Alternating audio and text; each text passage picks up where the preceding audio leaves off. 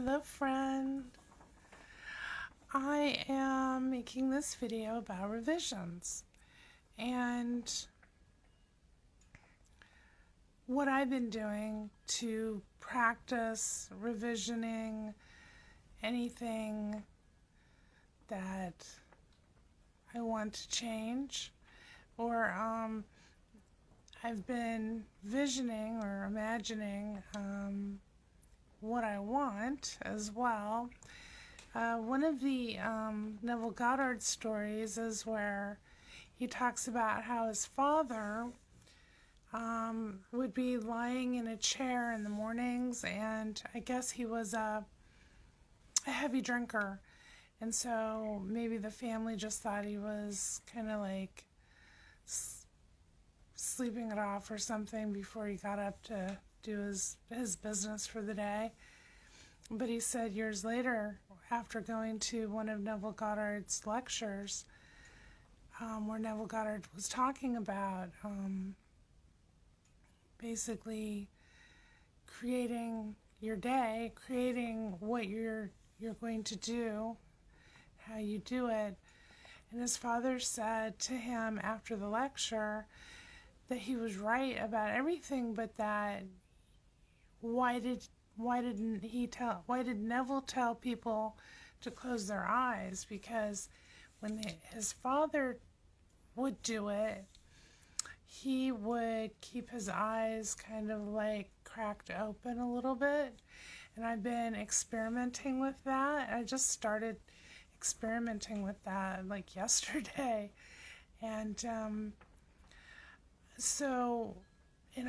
I'm really interested in the process of revisioning and imagining, kind of paving the, pre-paving the way before your day unfolds. So you're just kind of setting the tone, setting the stage, and then everything that follows will follow more closely in line with what you want. So you're basically, almost like you're picking it out, and you're giving it to yourself by allowing yourself to do that. And then of course your inner being, your inner self takes what you're giving it, and it's giving it back to you in the 3D world. That's how you know it's working, because it begins to fill in the gaps, and you start seeing more and more and more of what you're wanting to observe in your three-dimensional world. Excuse me. So, I know that works, and I know that that's true because I do it with my partner all the time. And it definitely helps me, and it is giving me interactions with my partner that feel better and better.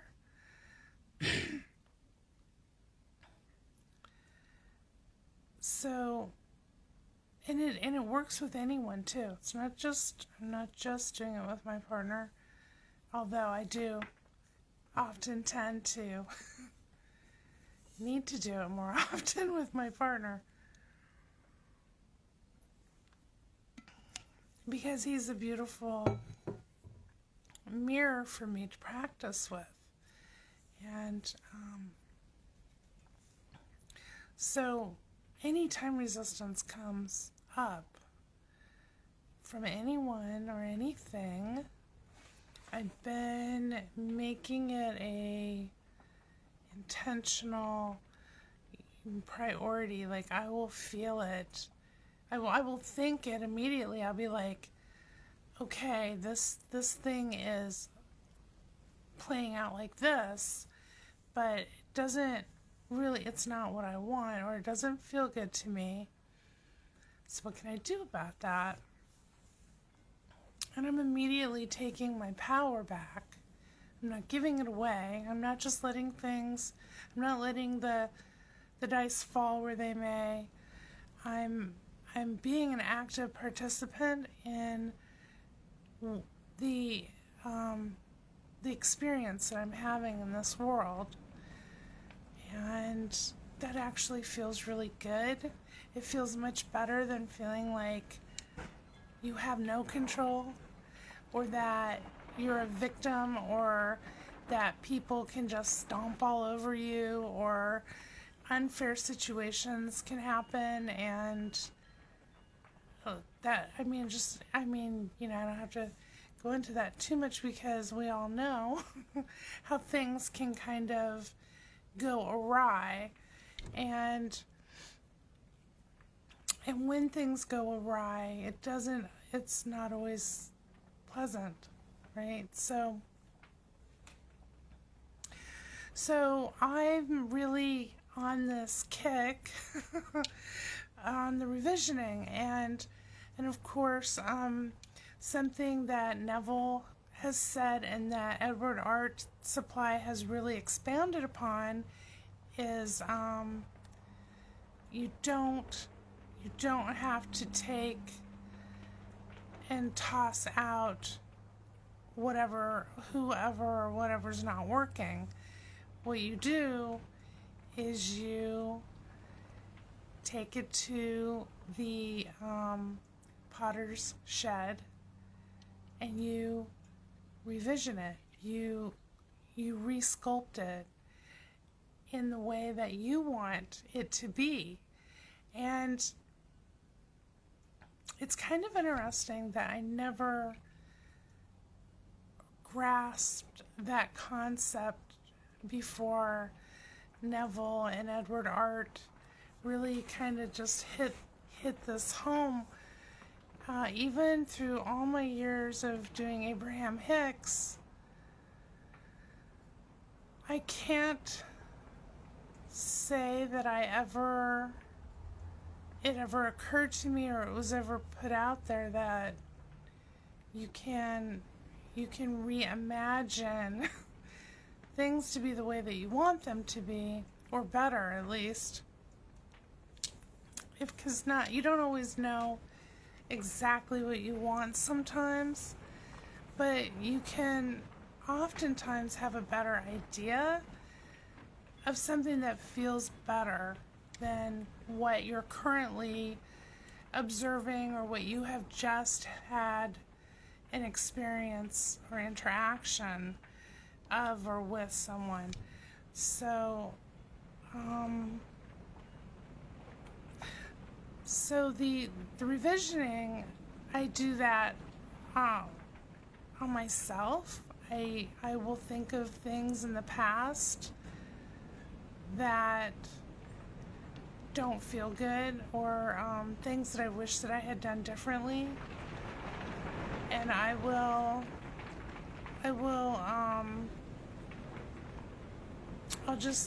I'll do these little scenarios in my mind. It's kind of windy out there, so hopefully I won't lose connection.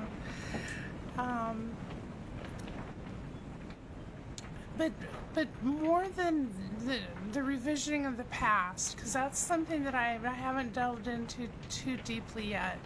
I'm more interested in how I'm revisioning or imagining in the moment, in the present. It just feels better to me. Excuse me, because I think, well, that's a lot sometimes to go into the past and change a bunch of things to revision them. But if it's something that's really standing out and it is kind of, it keeps coming up over and over again, I definitely can see how that would be helpful. But that's not something I've done a huge amount of yet. So what I am doing is So for one of my visualizations or imaginations is I'm running and I am the one who is the person who reaches the finish line, and I break through that tape. Not that I need to be number one to compete. It's more of I'm giving myself that feeling, that exuberance of having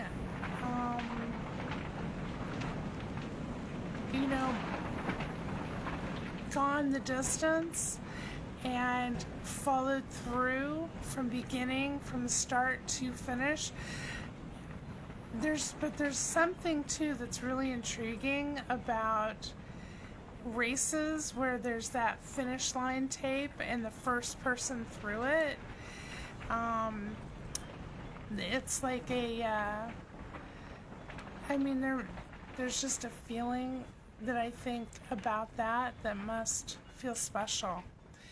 And we get a lot of feedback at times, maybe from very young ages and all around, that from society and people around us, that you're not special. No one, don't think so highly of yourself, and don't think that you're all that or that great. Oh, one of my little lights went out, I guess, here. That's probably why it got darker all of a sudden. And so, I'm kind of like busting through those kinds of narratives and past beliefs that I maybe took in when I didn't know any better. And so being number one, giving myself that moment of exhilaration is it's like a combination of feeling like successful. I know that I'm giving that to myself, and I know that myself is giving that back to me in the 3D world. And so it feels like a really abundant, loving, strong, confident space to inhabit. And that's what I'm sculpting into my life, is these new feelings, these new perspectives about myself through the awareness of I am, because I know intellectually that I am thinks all of these things are true about me, the truth. It knows the truth about me. And I'm at times not being always super aware of the truth of myself, and then I don't want to give that. I don't want to give illusory untruths to myself, because I don't want that to come back and be shared with. I don't want that to be manifesting in my 3D world. Like, I'm good on that. I've had enough of that in my life, or just at different times in my life. So I'm really interested in, like, what Edward Hart and almost any spiritual teacher will say, which is test it out. If you want to know if something's true, test it out and see if it's true for you. And since there's no fear, of doing anything wrong in your imagination. Like, you can't do anything wrong. You certainly can't offend God or Source or, I am in your imagination. What's offensive is not giving yourself what you want. That's the only thing offensive to me in this world. It's just playing small and not giving yourself all the love that you can possibly give yourself, because that's not a narcissistic thing to do. That is a incredibly holy and divine and beautifully truthful thing to do for yourself. And the more you do that for yourself, the more that shows up in your 3D world, and the more you're able to do that with others. So that brings me to the second thing that I've been doing, which is, and I find this really a lot easier to do than to focus on myself, which is to give revisions to the people that I know or love, or even if I'm just like, I come across a story or something, I will do a little revision. It's a really great practice to see the person in my screen, and I'm talking to them and I'm telling them the truth about their situation or themselves, and it's like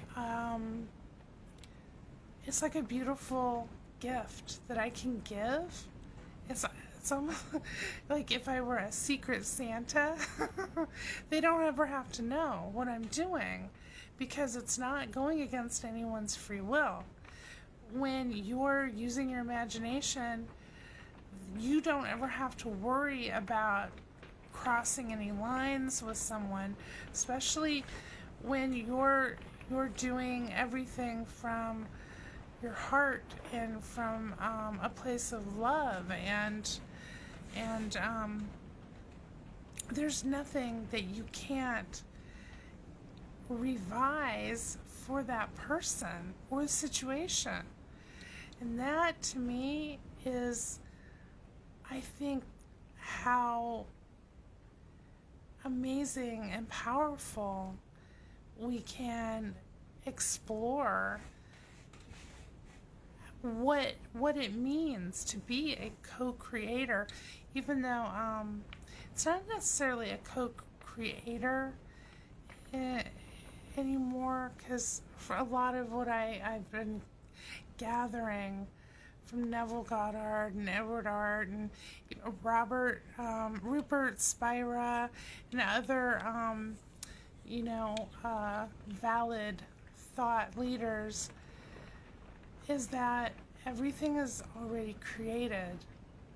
So really all you're doing is you're choosing what you want and what you want to experience, and it's not your job to figure out the ins and outs of how to make a thing happen, or how to, in the 3D world, make a thing happen.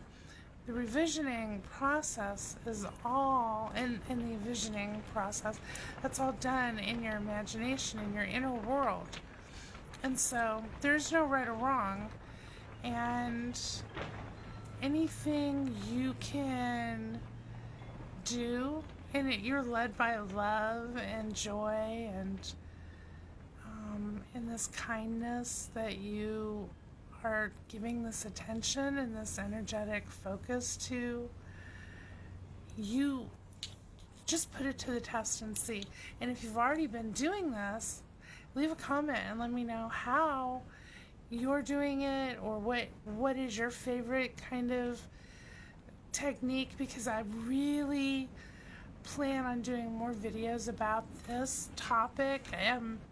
It's very it's a very intriguing aspect of this, of all of this, of all the Neville Goddard teachings. The thought that you can revise someone's attitude to be what you want it to be. I didn't necessarily, I don't know, I don't think I really gave a whole lot of thought to it as far as it being super effective or something until I started doing it.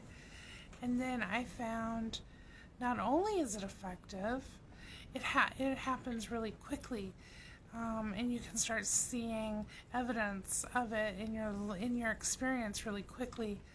And then for me also, the things that maybe were patterned and more unwanted begin happening less and less, because what's happening instead, that's happening more and more, is the truth of your assumptions, what you're assuming to be true in your imagination.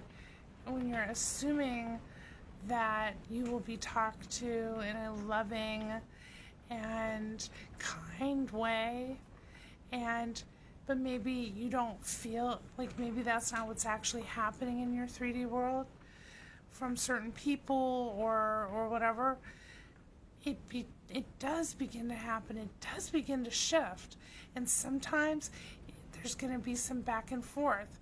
And see, and I was feeling that not too long ago, but the more I'm very persistent, and so I would just keep going forward, hit some resistance, and and then maybe I'd have some strong feels or whatever, and then I'd come back to my focus and my commitment to how I want to feel and how I want my life to be.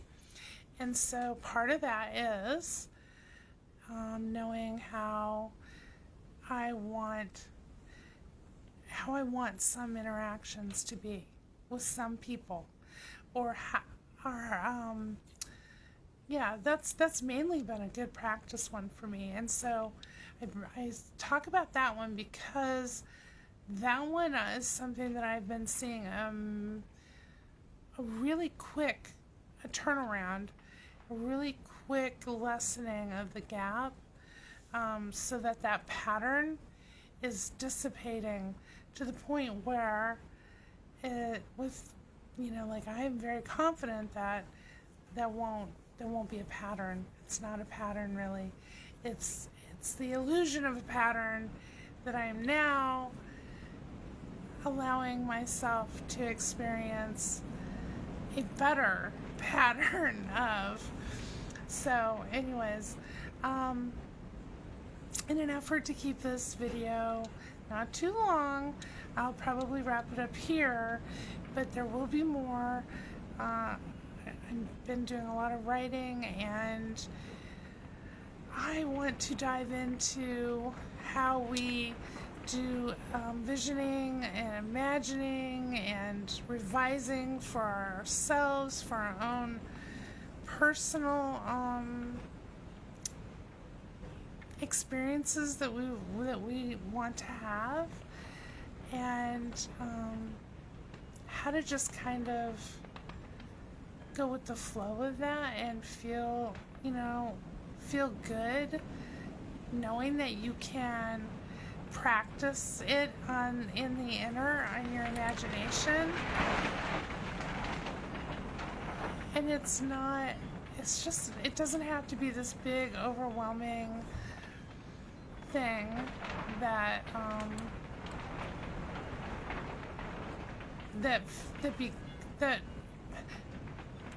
because a lot of times there's doubts. We have self-doubt, and we have the observable what is that is trying to vie for our attention and say, this is what's real, this is what's real, and knock your enthusiasm and your confidence down, to the point where maybe you're just like,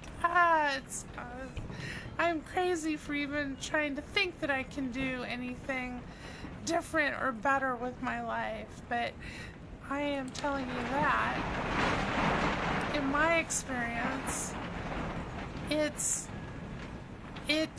there might be a bit of a gap while you're moving forward with this new flow, new to you flow, but it will build up momentum, and it won't take that long, and you will start to see things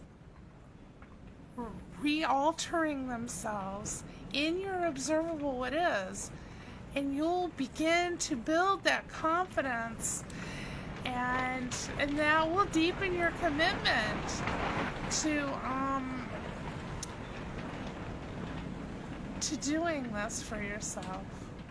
Give yourself everything you want, and don't put it off.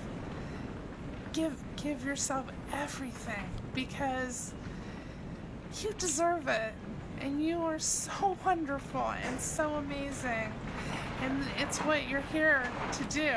And if you're watching this channel and you enjoy it, you are probably here for a reason, and it's not going to surprise me as more and more of you start posting your amazing stories and your evidential experiences that you're having, because that's what this is all about, right? So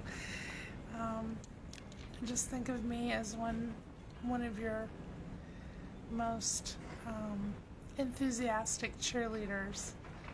I want it for myself, rah, rah, rah, and I want it for you. And I know that it's possible. Absolutely possible. So, okay, the wind is picking up out there, and don't worry about those passing storms. They're just passing through. You're not the storm. It's just a state. You get to choose your state of where you luxuriate in the generous present moment. Until we talk again, friend, much love.